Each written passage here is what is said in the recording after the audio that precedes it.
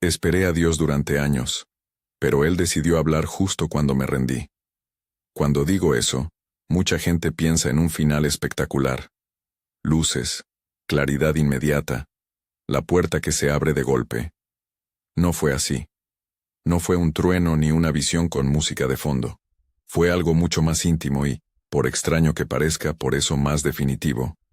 Sucedió en el silencio de mi cansancio, en el lugar donde ya no me quedaban fuerzas para sostener las promesas con mis propias manos. Me llamo Luciene. Nací y crecí en Recife. Mi infancia tiene imágenes que todavía me persiguen con ternura. La silla mecedora al pie de la ventana de la casa de mi madre. La feiriña de Boa Viagem con sus puestos y olores. El mar no muy lejos. También tiene imágenes de tensión, discusiones en voz alta, un hogar donde la fe de mi madre era un faro solitario. Ella oraba. Mi padre, con su manera práctica de ver la vida, no compartía esa misma temperatura espiritual. No voy a hablar mal de él. Muchos hombres crecieron en heridas que se transmiten sin querer. Solo diré que nuestra casa no era un lugar de paz constante, y eso moldeó mi clamor a Dios. A los 12 años empecé a orar de verdad. No era una obligación. Era una necesidad que nacía en la garganta. Me ponía en la silla mecedora, cerraba los ojos y le hablaba a Dios sin saber si alguien me escuchaba. Allí nacieron 3 cosas que, si me preguntan hoy, sigo llamando mandatos del corazón: la urgencia de cantar para tocar vidas, el deseo de conocer más del mundo, sentía una llamada a viajar, a salir de mi ciudad, y el anhelo de un matrimonio que fuera fruto del cuidado de Dios, no de mis prisas ni de compromisos que no venían de Él. Aún siendo niña había una certeza: si me tocaba esperar, esperaba. No como resignación, sino como un tipo de obediencia. Mi madre asumió esa actitud conmigo. Su palabra de iglesia y su constancia en la oración fueron el contexto que permitió que yo mantuviera esos sueños en el corazón, aunque todo alrededor pareciera empujar en sentido contrario. Ayán, ¿recuerdas la primera vez que dijiste en voz alta: quiero cantar, quiero viajar, quiero casarme según la dirección de Dios? Sí. Lo recuerdo como si fuera un susurro que, sin querer, me salió en medio de una reunión de jóvenes. Tenía miedo, porque cantar para mí no significaba solo subir a un escenario. Significaba exponerse. Significaba ser vulnerable. Decir que quería que mi marido fuera elegido por Dios era casi un escándalo, en un lugar donde las parejas se formaban por cercanía, por cariño, por conveniencia. Pero yo lo dije y, de algún modo, esa palabra quedó pegada en mí. En la adolescencia llegaron las pruebas. En la iglesia, una mujer de oración, una profetisa que no buscaba cámara ni fama, simplemente hablaba lo que sentía, dijo en voz alta algo que impactó toda mi juventud. No es ese amigo con el que tú estás. Espera. Vendrá de muy lejos. La frase picó como semilla y se quedó. También recuerdo que alguien abrió un tiempo mucho más específico y dijo: 10 años. 10 años. Para una chica de 20, 10 años era una eternidad. Pero aquello no fue una fórmula. Fue una voz que me desafió a confiar a largo plazo. Dije sí a esa palabra, y ese sí trajo consecuencias. Muchos alrededor no entendieron. Hubo ofensas, desaprobaciones, gente que se equivocó pensando que yo rechazaba amor por orgullo. No fue fácil.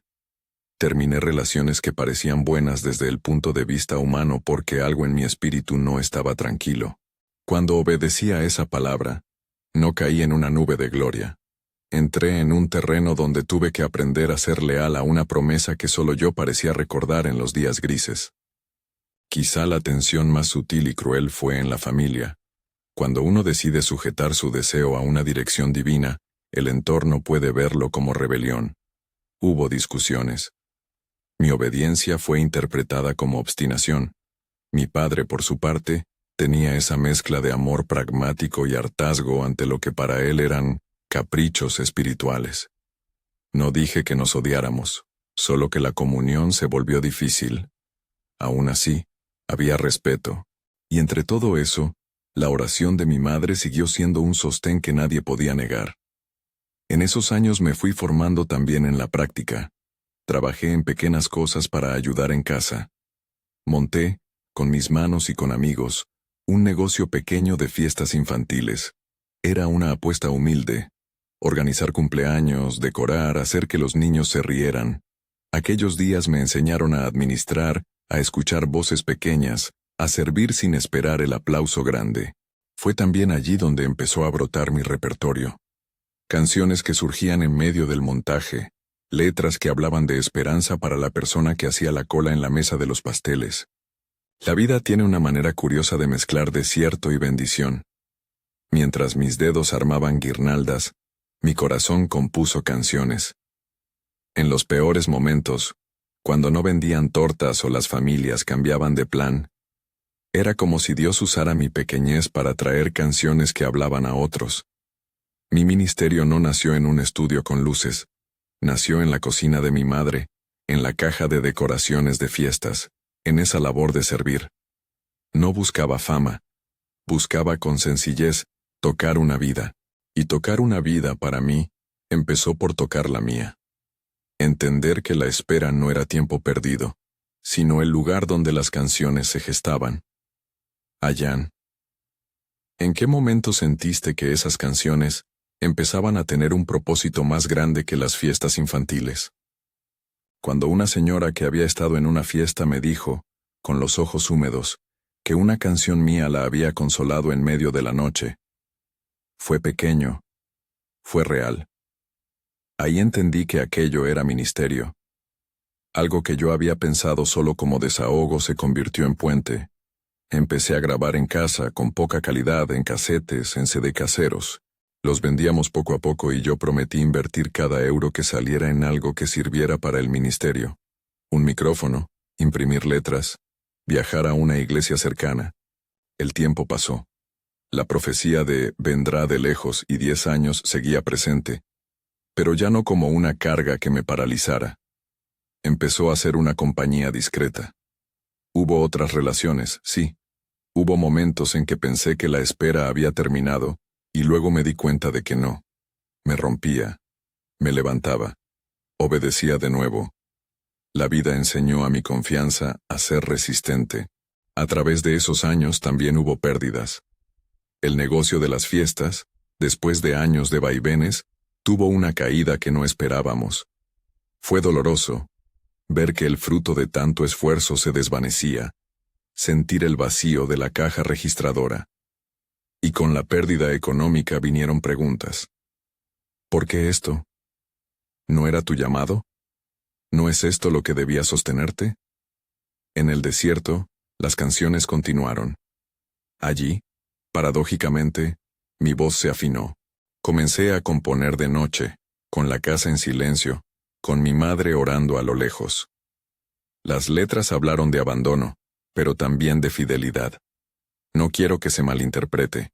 No estoy anunciando una ley espiritual que dice, pierdes algo para que Dios te dé otra cosa. Lo que cuento es mi vivencia. La pérdida me hizo humilde, me hizo mirar a Dios de manera distinta. Aprendí que la providencia muchas veces viene a través de personas sencillas, de manos que aparecen en el momento justo, no siempre del destino que yo imaginé. Aprendí a invertir el poco dinero que quedaba en mi música, a ir a ensayos, a tocar en pequeñas reuniones. Así nacieron testimonios de vidas alcanzadas. Una mujer que dijo que una canción le dio fuerzas para salir de una relación violenta. Un vecino que se acercó a la iglesia después de una letra que describía su propio desasosiego. En medio de todo esto, la idea de viajar a Europa comenzó a concretarse. Tenía una hermana viviendo en Italia desde hacía años. Su casa nos ofrecía una puerta. Yo sentía la necesidad de salir, de respirar otro aire, de probar si mis canciones podían cruzar fronteras. Comprar un billete no era algo banal, implicaba ahorrar, contar con alguien que me respaldara, organizar papeles. Pero había una fe práctica, había una logística hecha con esfuerzo. Me embarqué en aquello con la sensación de que, si cumplía los pasos con diligencia, Dios abriría el camino. Hasta aquí la historia parece lineal, Pero la vida no es una línea recta, es una tela que se va tensando y soltando. Compré el billete con un ahorro que había ido juntando y añadí el resto con la ayuda de amigos que creían en mi música. Tenía en la cabeza las canciones que quería llevar. Tenía en el corazón la promesa vieja, la palabra de la profetisa. Tenía el miedo también, porque todo siempre llega con su cuota de incertidumbre. Ayan, ¿cuál fue tu reacción la mañana en que te dijeron que la aerolínea había quebrado? Me desmoroné. Hubo un momento en la agencia, recuerdo el olor a papel y café, en que la mujer detrás del mostrador me miró con una mezcla de pena y algo de burocracia amarga. La aerolínea se declaró en quiebra. No hay vuelos programados. Sentí que el suelo se abría bajo mis pies. Había plan, había dinero, había una hermana esperando, había canciones. Y en un instante, la posibilidad se desvanecía. Ese día alguien me dijo, con la intención de ser honesto, quizá es señal de que no era para ahora. Y yo quería creer esa interpretación porque en una parte de mí era fácil rendirse. Se siente más seguro a veces dejar ir. Tenía días en que me preguntaba, ¿cuánto más debo insistir en esto que parece no llegar? Las sensaciones de impotencia fueron creciendo. Lloré. Llamé a mi madre, que me consoló como siempre. Rezamos. La fe no me faltó, pero la esperanza sí pareció hacerse pequeña. Entonces ocurrió algo que no esperaba.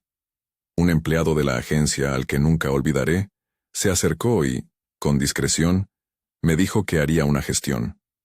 Dicen que la providencia viene a través de manos. Él investigó y terminó haciéndome una propuesta. Conseguir un vuelo por otra compañía. Me habló de la TAP.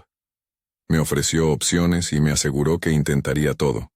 Aquello fue una chispa en la oscuridad, pero incluso con esa posibilidad, yo había llegado a un punto donde la continuidad ya me dolía más que dejarlo todo.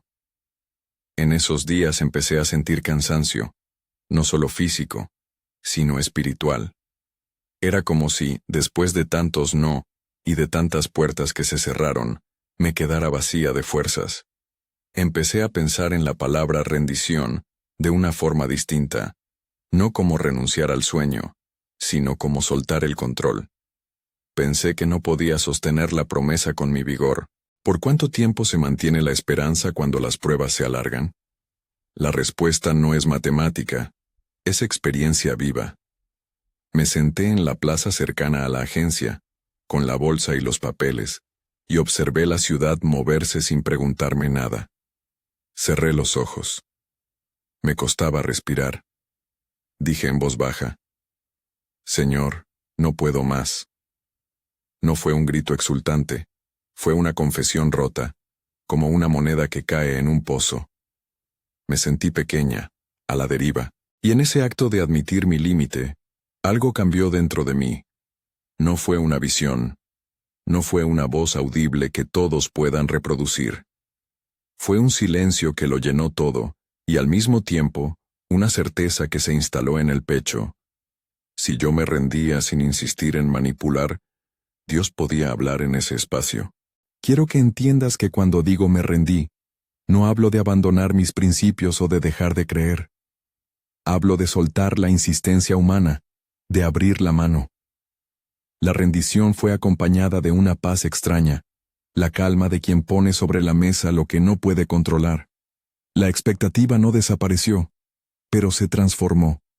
Dejó de ser un empuje desesperado y se convirtió en una espera tranquila. Ayan, ¿te sorprendió esa paz? ¿Cómo la describirías? Sí, me sorprendió. Era una paz que no se confundía con resignación. Se parecía más a la sensación de haber terminado un maratón y, aunque las piernas duelen, saber que llegaste hasta donde podías.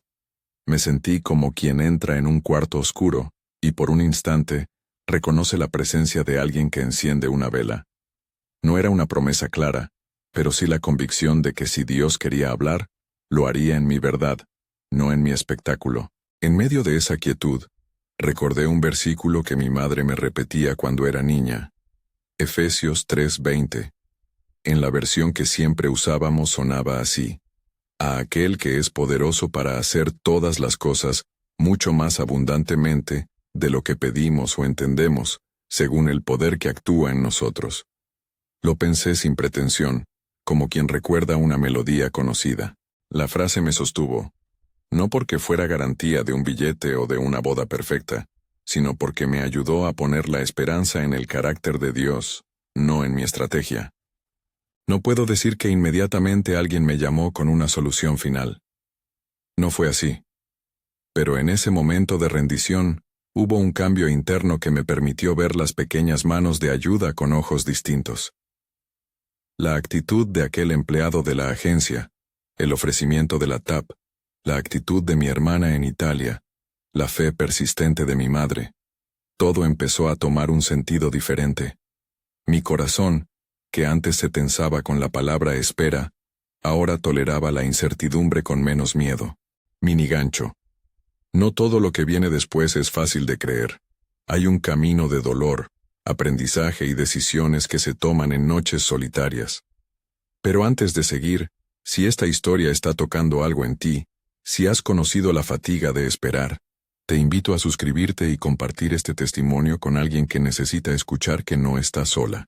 Después de aquel día en la plaza, volví a la agencia con otra disposición. No iba a forzar pasos, iba a acompañar lo que sucediera. Seguí escribiendo, componiendo, cuidando lo que podía cuidar. Mis noches ya estaban pobladas por letras que hablaban de humillaciones, de pérdidas, de una fe que sobrevivía. Grabé una maqueta con lo poco que tenía y la dejé en manos de personas que creían en mí. Eso me dio propósito, y de manera extraña, alivió la urgencia de la salida, si iba a quedar en Recife por más tiempo, que fuera una estancia productiva. La vida de emigrante no era algo abstracto. Era la posibilidad de un pasaje comprado, y la certeza de que una hermana en Italia me esperaba. La idea de conocer Udine o alguna ciudad del norte me llenaba de miedo y de curiosidad. ¿Cómo serían las iglesias allí? ¿Cómo reaccionaría la gente a mis canciones? ¿Podría alguien en otro continente comprender las palabras que escribía en la madrugada? Todo eso me empujaba a tomar riesgos, a confiar en que el ministerio no conoce fronteras cuando el corazón está dispuesto. Pero antes de que pudiera cerrar el maletero de mi vida, la cadena administrativa me puso frente a un nuevo obstáculo: la quiebra de la aerolínea. Y esa quiebra fue un golpe que me dejó tambaleante. Algunos me dijeron que era una señal para quedarse. Otros, con fe práctica, buscaron alternativas. Lo que no faltó fue la oportunidad para comprobar lo frágil que es la esperanza cuando depende solo de planes humanos. Era curioso. Mi vida tenía estas dos líneas simultáneas: la musical, que iba creciendo en pequeños pasos, y la espera amorosa, que parecía estancada. Ambas se alimentaban de la oración de mi madre, de la palabra dicha por la profetisa, y de mi propia decisión de obedecer incluso cuando no entendía. Fue también en esos meses de incertidumbre, cuando la fidelidad de Dios se hizo más evidente en gestos pequeños. Un amigo que prestó dinero sin mucho que decir. Un pastor que ofreció una iglesia para cantar gratis. Alguien que imprimió mis letras. No puedo describir aquí todas las noches en que me desperté temblando por el miedo a que todo se perdiera. Lo real es que la espera me moldeó. Me hizo menos ingenua, más paciente, capaz de invertir gratitud en lugar de resentimiento. Y entonces llegamos a aquel punto. El día en que me senté en la plaza y dije: Señor, no puedo más. No porque no creyera, sino porque había alcanzado el límite de mis fuerzas. Allí, en la rendición, algo se abrió. Pero lo que viene después de esa rendición, el modo en que Dios habla, cómo lo hace visible a través de gente, billetes, encuentros, es una historia que merece ser contada con cuidado. Hay personas involucradas, momentos que cambiaron vidas y decisiones que no se entienden a simple vista. Y sobre todo, hay un hombre que desde la otra orilla empezaba a aparecer en un mapa que yo apenas comprendía. Terminé aquella jornada con la sensación de que algo estaba por moverse, pero no con la claridad de qué exactamente. Había semillas en mis manos, canciones, papeles de billete, el apoyo de mi familia, la palabra profética. También había agujeros, la quiebra de la aerolínea, la fatiga, los años que pesaban en el alma. Así me encontré, en un banco de la ciudad, mirando el horizonte y esperando no saber todavía qué forma tendría la respuesta. Había aprendido a leer las pequeñas señales, un gesto amable, un teléfono que suena, una puerta que se entreabre. Lo que no sabía es cuán cerca estaría la persona que años después llamaría mi atención con una palabra que me cambiaría para siempre. Pero esa es otra parte de la historia. Aquí, en este punto, yo estaba rendida y por primera vez, libre de sostener la promesa con mis manos. Volví a casa aquella tarde con el pecho más ligero, como quien entrega un peso que no sabía que llevaba. No pasaron muchas horas hasta que me llamaron de la agencia. Tenemos un vuelo en la TAP. ¿Puedes salir mañana? La voz al otro lado del teléfono sonó como la confirmación de que algo había cambiado. No fue un trueno apabullante, fue un acontecimiento sencillo. Una persona cumplía con lo que su corazón le empujó a hacer. El mismo empleado que se había comprometido a ayudar, había conseguido el billete con una gestión discreta y eficiente. Cuando colgué el teléfono, la incredulidad y la alegría se mezclaron. Había aprendido a no confiar mi esperanza únicamente en la logística humana, pero tampoco iba a despreciar la mano amiga cuando aparecía. La despedida en la casa fue pequeña y tierna. Mi madre, con las mismas arrugas de siempre y la misma determinación en la mirada, me abrazó y me dijo: «Ve y canta, hija. Habla lo que tienes en el corazón». No dijo promesas grandilocuentes, solo empujó mi fe con la naturalidad de quien conoce al Señor desde lo cotidiano. Mis amigos del negocio me llevaron hasta la terminal, con bolsas de pan casero y notas pegadas en la maleta. No olvides llamarnos. No había espectáculo, no había paparazzi, solo gente que me quería. Fue con esa sencillez que tomé el avión. En el vuelo, con un casete en la mochila y una libreta llena de canciones, sentí que algo se movía en el eje de mi vida. Llegar a Italia fue como abrir un libro en una página que no conocía. El aire olía distinto. El ritmo de la ciudad era otro. La lengua me sonaba extraña y a la vez cercana. Mi hermana me esperaba en una estación con un letrero escrito en una cartulina, con una sonrisa enorme y los ojos húmedos. Recuerdo la foto mental de su abrazo, un costado de la hermana que había partido años antes y una mujer que construyó su casa en una tierra ajena. En su cocina aprendí nuevas recetas. Supe que las iglesias italianas también latían en la madrugada, y que la gente, aunque hablara otro idioma, podía llorar y reír con las mismas canciones antiguas que yo traía en la garganta.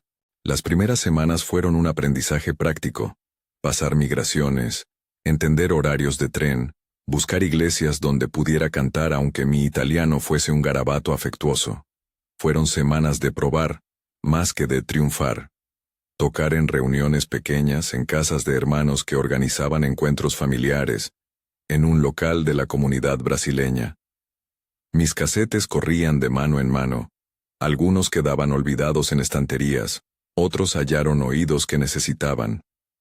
No sentí en Italia la explosión de la promesa profética, pero noté pequeñas coincidencias que, al mirar atrás, parecían guiños de Dios.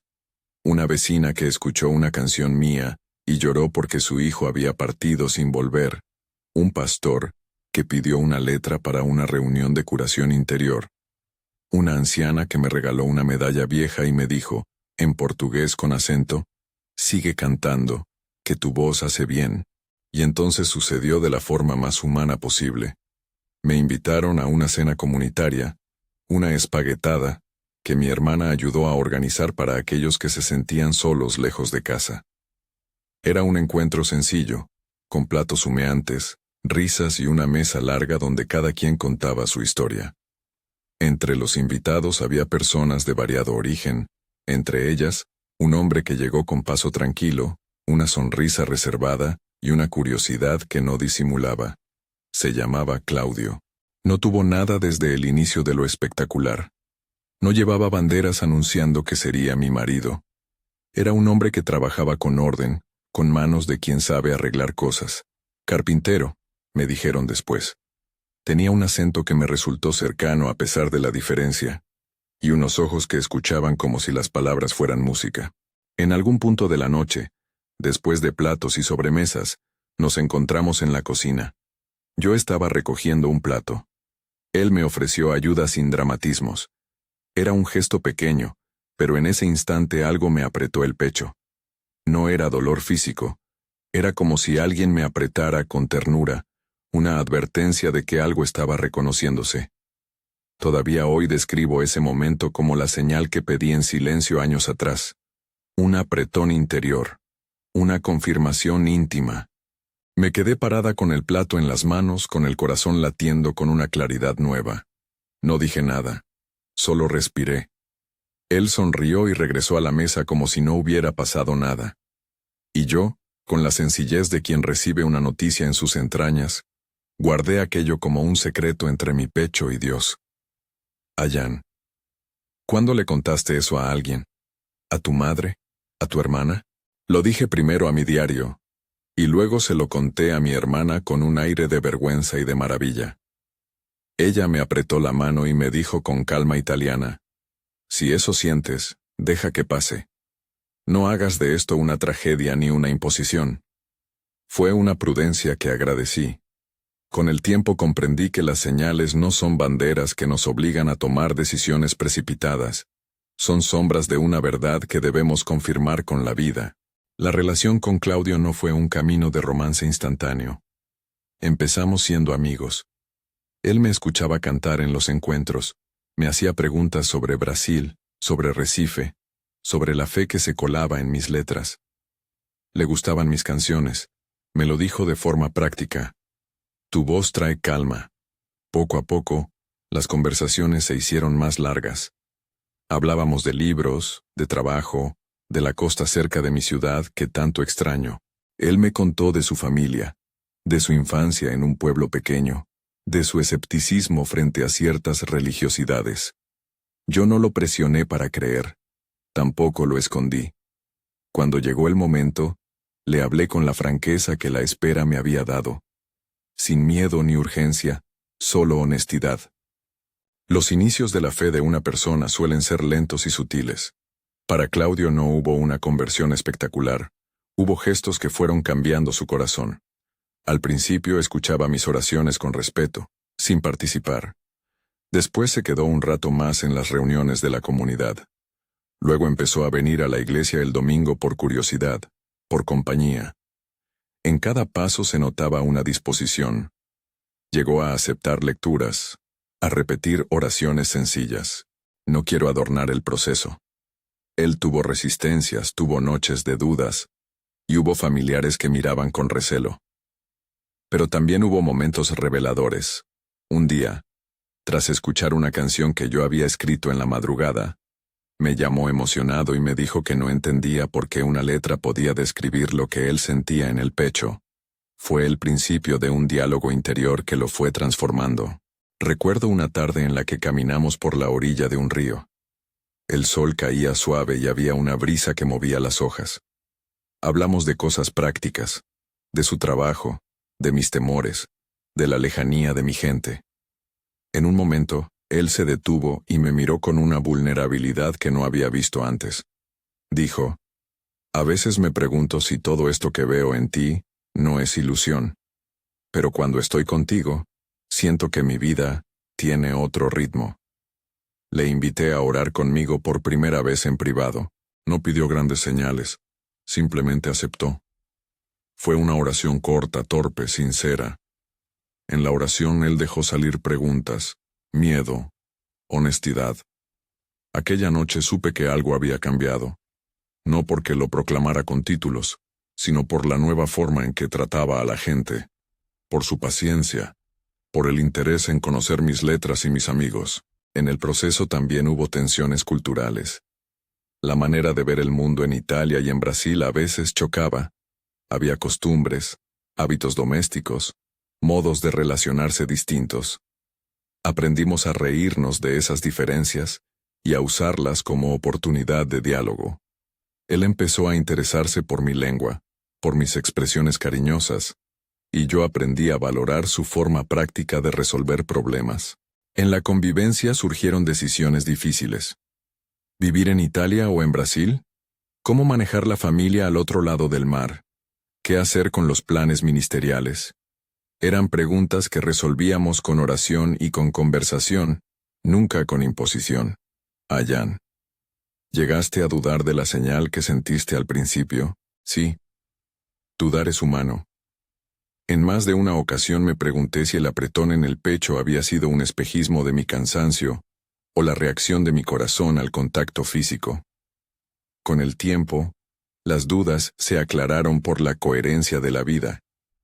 Cuando una señal se confirma por actos, por paciencia, por transformación, deja de ser solo un momento y se convierte en un camino.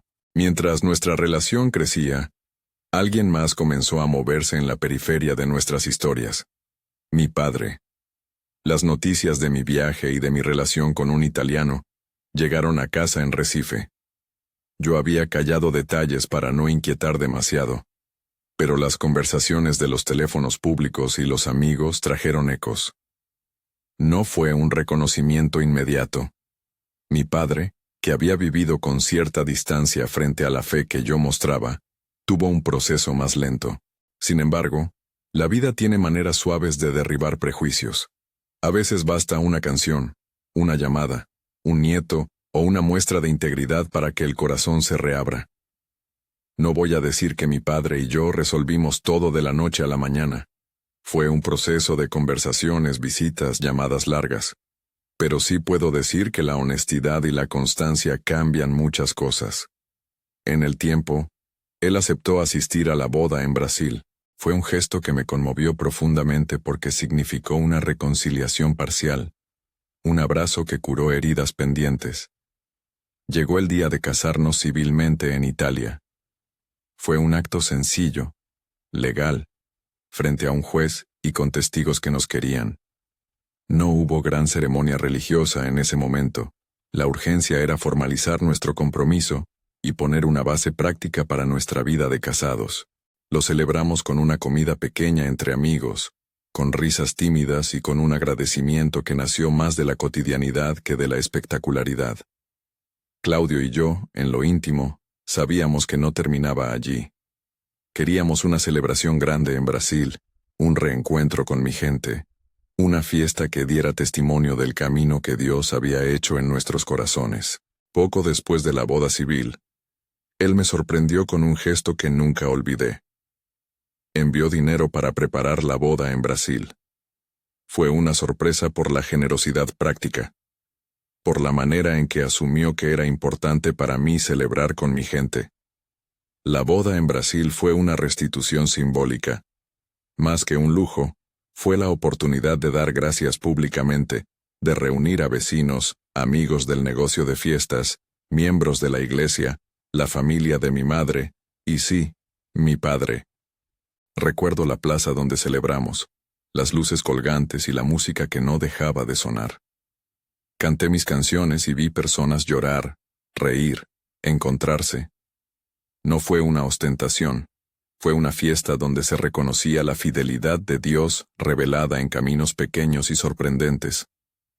En esa boda, la gente que me conocía desde niña pudo ver cómo la espera había dado fruto, no en términos de gloria personal, sino en términos de formación. Vi hombres con los ojos brillantes, vi madres que me abrazaron fuerte, vi a mi padre conversar con personas que en otros tiempos le habrían parecido extrañas. Hubo testimonios de quienes habían sido tocados por mis letras.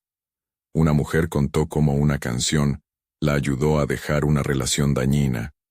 Otro dijo que la letra lo había impulsado a volver a la iglesia.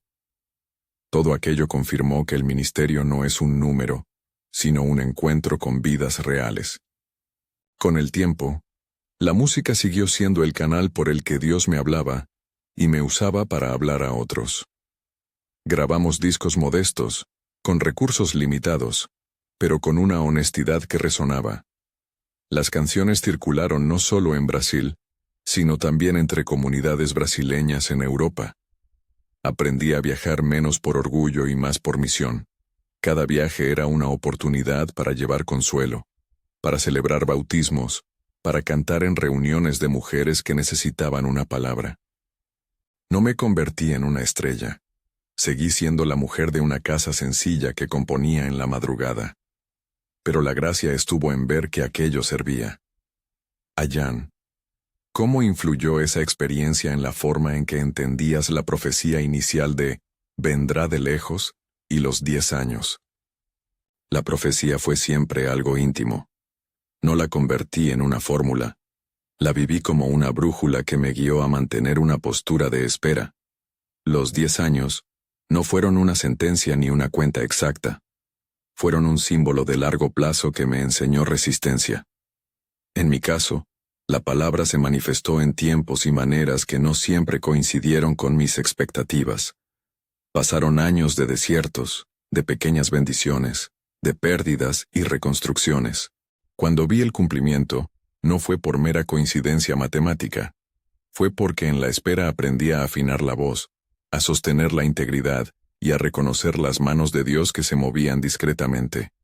No digo que todos que esperen vean lo mismo. Digo que la espera me enseñó a ser coherente, a confiar más en el carácter divino que en mis estrategias. Uno de los aspectos más humildes de mi historia fue ver cómo la conversión de Claudio no fue una nueva identidad instantánea, sino un proceso de solidaridad diaria. Él aprendió a orar, sí, pero también aprendió a abrir su corazón a comunidades que antes le parecían lejanas. Aprendió a escuchar testimonios, a participar en comidas benéficas, a llevar su oficio a la iglesia. Dejó, poco a poco, hábitos que le hacían daño, y abrazó otros que daban vida. Ver ese crecimiento fue más motivador que cualquier título.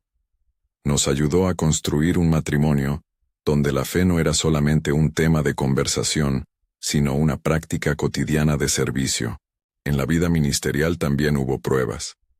Producir un disco, organizar un concierto, llegar a una comunidad con pocos recursos no es sencillo. Hubo promesas no cumplidas, reservas agotadas, entrevistas que no se concretaron. Pero también hubo testigos. Aquella mujer que salió de una relación, aquellos jóvenes que se acercaron al Evangelio, la gente que comenzó a reunir fondos para la obra de la iglesia. La providencia se manifestaba en personas. Una pareja que nos ofreció alojamiento en una gira, un voluntario que imprimió folletos, un empresario honesto que pagó una grabación. Eso me enseñó a mirar a Dios a través de rostros humanos. Hubo momentos en que miré atrás y vi el entramado de decisiones que me trajo hasta allí. La obediencia de mi madre en la oración, la valentía de decir no a relaciones que no resonaban con mi interior, la pérdida del negocio que me hizo componer de noche, el empleado de la agencia que no se conformó con decir no hay vuelo, y buscó una solución. Todas esas manos fueron la manera práctica en que Dios habló. No fue un cuando me rendí, Dios apareció en forma de truco. Fue que en la rendición, mi percepción cambió y empecé a reconocer las palabras de cuidado que ya estaban en mi camino. Ayán. ¿Hubo algún momento particularmente difícil después del matrimonio? ¿Algo que te hiciera dudar de todo de nuevo? Por supuesto que sí. El matrimonio trae desafíos distintos a la soltería. La convivencia, la administración, la integración de dos historias en un mismo hogar, las responsabilidades económicas, la relación con las familias extendidas. Todo eso reclama humildad. Hubo una temporada en la que enfrentamos problemas económicos serios. Un proyecto musical se canceló y, por primera vez, nos vimos dudando si lo que habíamos levantado era sostenible. Fueron meses de ajustes, de aprender a vivir con menos, de buscar formas nuevas de mantener la integridad del ministerio sin hipotecar la familia. En esos momentos, la oración fue la tabla de salvación. No ofrecía soluciones mágicas, pero sí claridad para priorizar, sabiduría para decisiones prácticas y, sobre todo, paz para sostener el matrimonio sin presiones. Nos apoyamos en la comunidad, en amigos que nos ayudaron con trabajos temporales, en hermanos que compartieron con generosidad. Esa experiencia nos pulió. Aprendimos a depender más de Dios y menos de expectativas ajenas. Con los años, vinieron también momentos de alegría profunda, bautismos que celebramos juntos, niños que vinieron a los cultos porque habían escuchado nuestras canciones, vidas que cambiaban por el simple hecho de escuchar una letra que hablaba de perdón. Esas pequeñas victorias fueron el combustible que mantuvo perseverante la postura de servicio. Aprendí que ministerio no es éxito mediático, sino fidelidad en lo cotidiano. Y así llegamos a los frutos que ahora veo con gratitud. Las canciones que compuse en la caja de un negocio de fiestas se convirtieron en himnos para reuniones sencillas.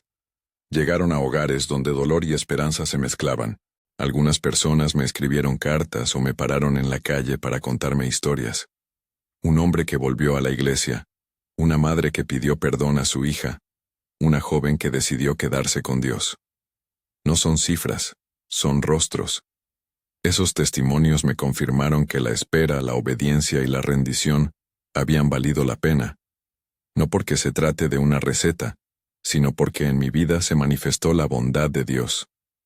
Hoy cuando miro atrás, no veo solamente una línea de milagros fulgurantes. Veo un camino lleno de manos, de llamadas, de personas que hicieron todo lo posible para que yo pudiera, con sencillez, cumplir el llamado. Veo a mi madre en la silla mecedora, orando sin alaracas. Veo al empleado de la agencia que creyó que debía ayudar.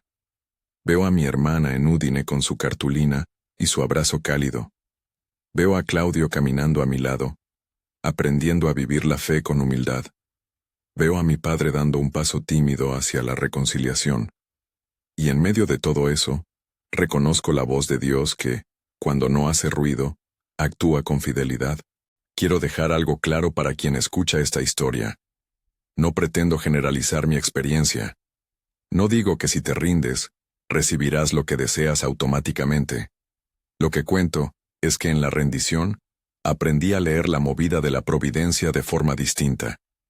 Dejar de manipular mis circunstancias me permitió percibir cómo Dios a menudo se mueve a través de la voluntad de otros, por medio de gestos humildes a los que llamo providencia. Esa fue una enseñanza que me cambió. Ayan. Para cerrar, ¿qué dirías a alguien que está esperando una promesa similar, cansada de tantos no?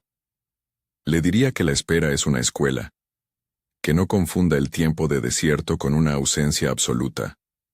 En el desierto se afina la voz, se descubre la fidelidad de las manos amigas, se aprende a orar sin fórmulas. Le diría que la obediencia no es una estrategia para obtener resultados, sino una forma de crecimiento espiritual, que procure sostener la vida con verdades prácticas. Cuida las relaciones, trabaja con honestidad, compone en la noche si hace falta, presta atención a las señales de la cotidianeidad. Le diría también que la profecía, cuando llega, no debe ser usada como una regla fácil. Debe ser un estímulo para la esperanza a largo plazo, siempre en el marco de una relación humilde con Dios y con la comunidad. Permíteme cerrar con una imagen. Ayer, cuando repasaba viejas casetes, encontré una nota de mi madre. Había escrito una frase simple: la paciencia no es esperar en silencio, es esperar trabajando. Esa frase resume mi vida. Esperar no es quedarse inmóvil, es sostener el llamado con manos que sirven, con pies que caminan y con un corazón que confía. Antes de despedirme quiero hacer una cosa que siempre me ha gustado: dar gracias. Gracias a quien me escuchó, a los que me acompañaron, a los que oraron y a los que fueron manos. Gracias a Dios, que muchas veces habla en lo cotidiano, y que, cuando yo me rendí, comenzó a hablar con más claridad en los detalles. Si esta historia te ha tocado de alguna manera, te invito a compartirla con alguien que necesita oír que la espera no es lo mismo que el abandono. También, si quieres conocer más sobre las canciones o el libro, donde cuento estos episodios con más detalle, encontrarás el enlace en la descripción del vídeo y en mis redes. Allí comparto música, fechas de encuentros y algunas reflexiones que siguen saliendo en las noches de trabajo. Ahora, antes de terminar, quiero orar brevemente. Padre, gracias por tu paciencia con nosotros. Gracias por hablar en el silencio y por usar manos sencillas para responder a nuestras súplicas. Dame a mí y a quienes escuchan la gracia de esperar sin desesperar, la sabiduría para obedecer y la humildad para reconocer tu voz en las personas que nos rodean. Fortalece los corazones cansados, sostiene los matrimonios que luchan y acompaña a los que buscan una señal. Que tu nombre sea glorificado en cada pequeña fidelidad. Amén. Que la bendición del Dios que hace mucho más de lo que pedimos o entendemos, porque, como dice Efesios 3:20, Él es poderoso para obrar abundantemente más allá de lo que imaginamos, te acompañe hoy. Si esta palabra te edificó, comparte este testimonio con alguien y si quieres, visita el enlace del libro y mis redes para seguir en contacto. Gracias por escuchar y que la paz te guíe en tu espera.